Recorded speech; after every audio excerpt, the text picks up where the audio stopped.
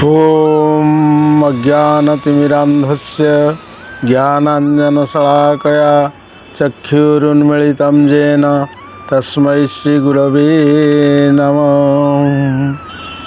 हमने वर्तमान श्रवण करिबा जे शोभायात्रा समय रे राम नाम सत्य है, हरि नाम सत्य है, ये कथा कहीं कह जाए। ये कथा कहबार उद्देश्य होची यही जो संसार आम मैंने आसीचे समस्ते जन्म होइचे पुणी दिना दिने आम मैंने समस्ते मरिबा। तेणु जगत रे यही मनुष्य शरीर मृत्यु कबल रे दिना दिने पड़िबो। आउ यहा अनित्य सबुदिने रहिबो नाही। आज अच्छी काली नहीं, किंतु यही जगत रे एकमात्र सत्य होची कौन ना भगवान कर नाम, राम नाम, कृष्ण नाम, हरि नाम, यही सबू नाम यही जगत रे होची सत्य। तेणु आम माने समस्ते जन्मीचे दिना दिने सबू किछि छाड़ी यही संसार एका ही चली जावा। आसीचे एका जीवे एका, किंतु जदि आम माने नाम करिथिबा ताल से नाम ही एकमात्र सत्य वस्तु। आम मानकर सांगरे जीव न जीवे संगे कई जीवी तु एका, नाम मात्र अटई पथकु सखा।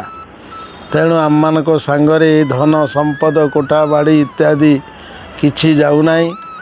केवल आम मानक सांगरे जीव से भगवान कर नित्य सत्य सनातन स्वरूप जे नाम।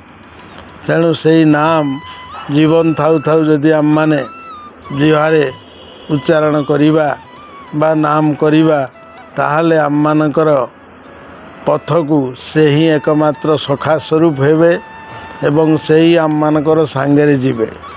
तेणु ताहाई जगत रे केवल सत्य वस्तु नाम। जेई नाम सेई कृष्ण भज निष्ठा करी, नामर सहित आछे आपने श्रीहरि।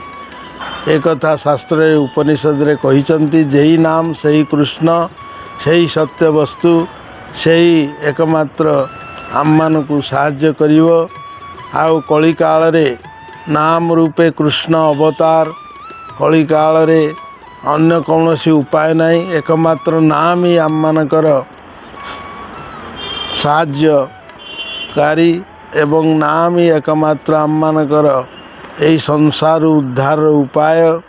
यह ही निर्देश करिबा पाई से मृत्यु समय रे यही कथा आम मानकू देखई दियाउची। देख ये आम माने जीवित अवस्था रे सबू मु मोर इत्यादि कहूथुलु, किंतु आम माने वर्तमान सही समस्त वस्तु को छाड़ी एका जाउचु। किंतु जगत रे एकमात्र सही वस्तु जे नाम, जहाँ नित्य सत्य सनातन वस्तु, ताही आम मानकर जीवन मरणे सबु समय से ही आम मानकर साथी, आम मानकर सहाय। तेणु जीए बुद्धिमान व्यक्ति से माने जीवन थाउ थाउ से नाम को आश्रय करिवे, नाम ग्रहण करिवे। ताहले नाम बिना आम मानकर यही संसार किछि नहीं। नाम बिना किछु नहीं कवार 14 भुवन माझे। एकथा महाजन माने आम मानू कहिचंती जे तुम माने जीवन थाउ थाउ से नाम को आश्रय कर। यही कथा आम मानू शिक्षा दउछंती। मृत्यु समय रे राम नाम सत्य है, हरि नाम सत्य है, आर सब मिछा है। ये सब कथा जो आम मानकर कहा जाउची शोभायात्रा समय रे यही कथा आम मानू शिक्षा प्रदान करा जाउची। तेणु विज्ञ व्यक्ति माने से माने जीवन थाउ थाउ से नाम भजन ने मति निवेश करती।